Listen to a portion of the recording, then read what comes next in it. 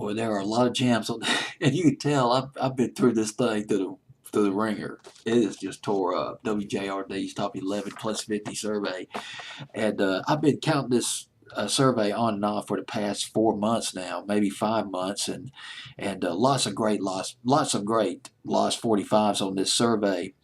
But now at number five, we're getting closer to number one. At number five, powerful record. I don't know. This song always kind of gets under my skin a little bit. Gives me goosebumps. It's just a great rendition of "If I Were a Carpenter" by Bobby Darin at number five. This was Bobby Darin's first top 10 hit in 3 years. 18 Yellow Roses was his last top 10 before this one, and that was in the spring of 1963. If I Were a Carpenter was Bobby Darin's last top 10 hit. He had about 10 of them. This is the thing about Bobby Darin, his versatility. I mean, he could sing with Frank Sinatra, he could rock and roll with Splish Splash, and do the big band stuff, and do some of the country sounding records like Clementine, which came out back in the early 60s. That sort of a lost 45 too by Bobby Darin.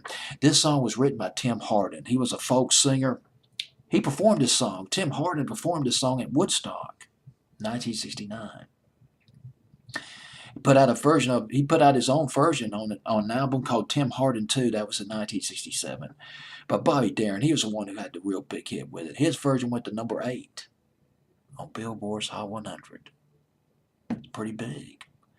I love the way it starts, that guitar. It's almost sort of I don't know if it's the word mournful is the correct term for it, but it's just something compelling about the guitar that opens this record. Tim Hardin, though, gosh dog it, he died tragically in 1980. The guy who wrote this song died of a heroin overdose at his Hollywood apartment. 1980. This song's been covered by quite a few people. Joan Baez did a cover of it. No surprise there. That fits right into the folk genre. And Bob Seger did a cover of this record in 1972, but his version was not a hit. Only went as high as number 76. Four Tops. You might remember the Four Tops version of it. 1968. Leif Garrett, the disco bubblegum pop star, he did a version of it. Had a crack at it in 1979. But his version was not put out as a single. And this was from the album If I Were a Carpenter, Bobby Darin, the name of the album.